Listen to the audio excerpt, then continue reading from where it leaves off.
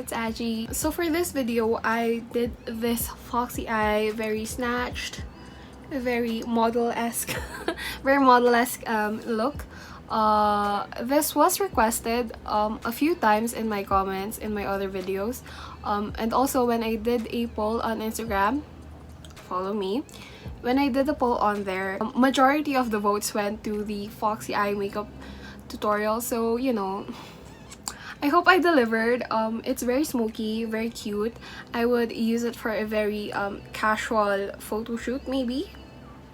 So if you want to know how I achieved this foxy eye makeup look, then just keep watching.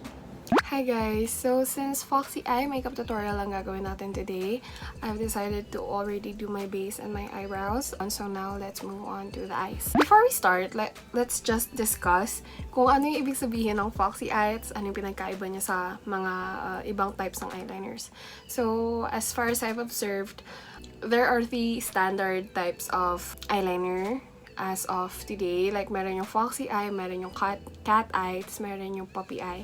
Yung puppy eye, since puppies have that like innocent, kind of like mabait na look, the eyeliner tends to go down. You can see this in a lot of East Asian, Korean makeup. The next is the cat eyeliner, which we can see all around, like for the most part. Yun yung ginagawa ng lahat ng halos lahat ng makeup artist. And then lastly, yung fox eye na gagawin natin today is more of a very sleek, kind of chic, model vibes eyeliner. And I'm going to teach you yung mga natutunan ko while doing it. We are going to start with yung eyeshadow mismo. Feel free to use any palette that you have. I also have this one by Beauty Glazed. This is the Color Studio Pressed Powder Eyeshadow. And it's very similar to the James Charles palette. So if you're on a budget and this is all you have, feel free to use it. Or really any brown palette that you have. I'm going to take a light brown shade. I'm going to take this shade. Tapos ilalagay ko siya all over the eyes. Buff it in, drag it out a little towards the brow bone. And then, pagdating dito sa corner, just flick it up on a diagonal. Continue buffing it in until you don't really see any harsh lines anymore.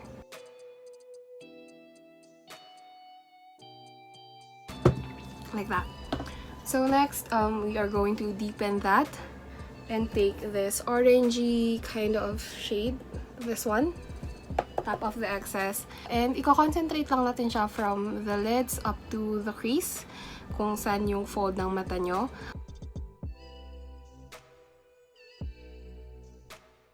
Next, I'm going to take a matte cream shade, neutral shade like this one, and put it on the lids.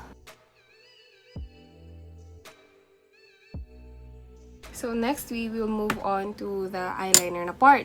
Yung foxy eye, really yung pinagkaiba niya lang sa cat eye is that it's more thin.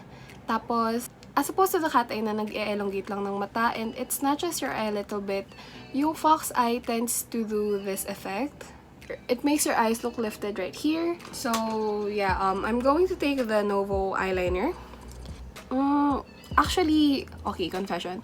Hindi rin ako magaling dito, okay? Like, I don't really do fox eye. I tend to do the puppy eye and cat eyeliner on myself. But fox eye, not really because I don't think it looks good on me. Anyway, yung first na gagawin is that you map out your eyeliner from the ends of your eye up. And don't do it too far up. Like, yung angle, wag mo masyadong itapat dito.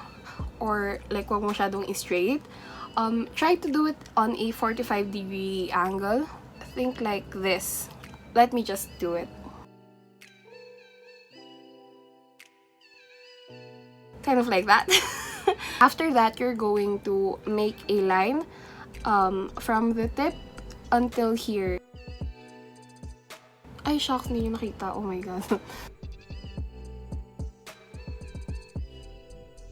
So, next, we are going to fill this in, yung area na to.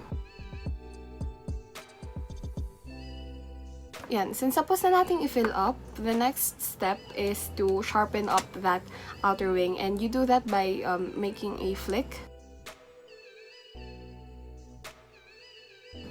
Ayan. As in, ganyan lang siya.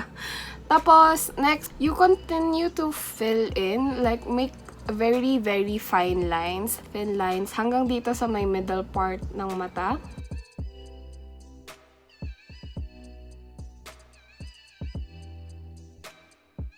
You can make the line flat if you want. Akin, feeling ko parang masyado siyang nagbe-bend. So, from here to here, is-straighten ko lang yung line.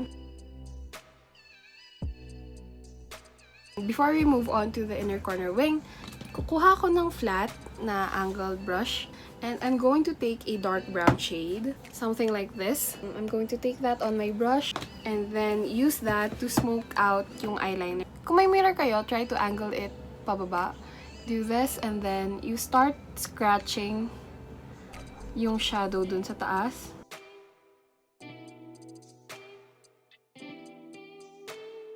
So, ayan, medyo meron na tayong smoky na eye. Next, let's move on to the inner portion ng wing. So, I'm going to take a combination of the white and yellow shade dun sa palette and press that on my inner corner to brighten up my eyes. For me, kapag ibang kind of eyeliner yung ginagamit ko, I usually use this imagic Pro Tinted Eyebrow Pomade. Para lang siyang gel eyeliner except less pigmented. Just take a little on your applicator. What you do is you make a triangle, either papunta dito or papunta dito. I like to make it slightly downward, medyo pababa.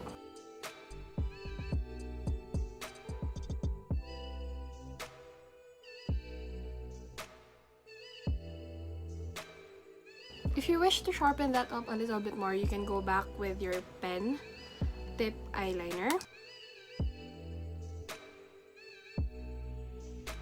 Medyo patapos na, and I know this looks intimidating, but it will come together a little after. Next, you're going to take a flat brush like this, and then you apply the same colors on the lower lash line. First, yung light na brown. Ayan, para may dimension yung outer corner. And then, go directly dun sa darker brown. Yung ginamit natin na pang smoke na ito. And you add that only here.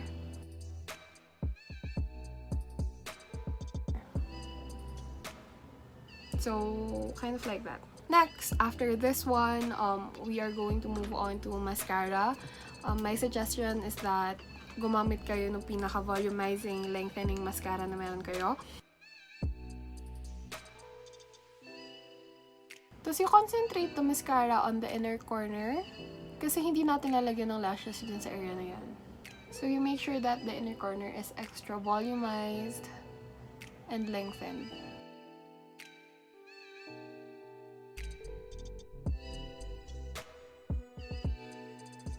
I don't really recommend yung mga dramatic na eyelashes. I would rather that you get something like these.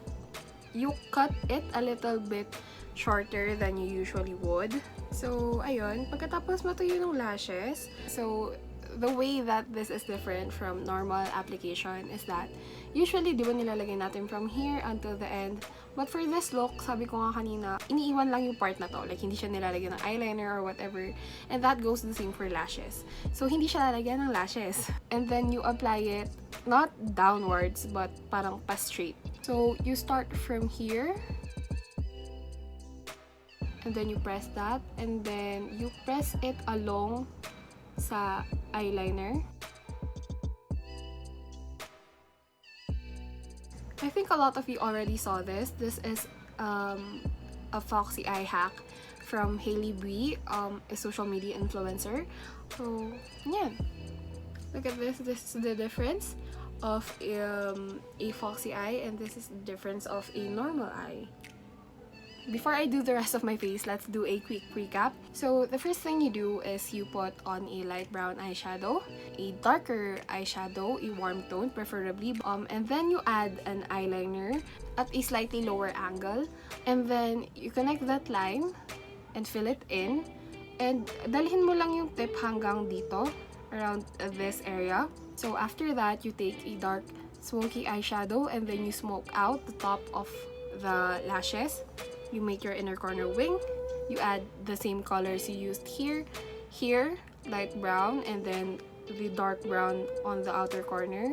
After that, mag-apply kayo ng mascara, and then you take a short, wispy eyelash, and then you apply it from where your eyeliner starts, right here, and then you apply it here, lifting it up, going a little bit more straight rather than droopy. Ayun, that's the very quick run over for the makeup tutorial. I'm going to do the same on this eye, and I will be right back for my final thoughts. So yeah guys, that's it for the look. I hope you like it. I know it's not very helpful, but that's because I'm not really good at foxy eye looks either. Nonetheless, I hope you appreciate this whole tutorial. If you have any question regarding this look, or if you have any video suggestions, make sure to leave them in the comments down below, and I'll see you next time. Bye guys!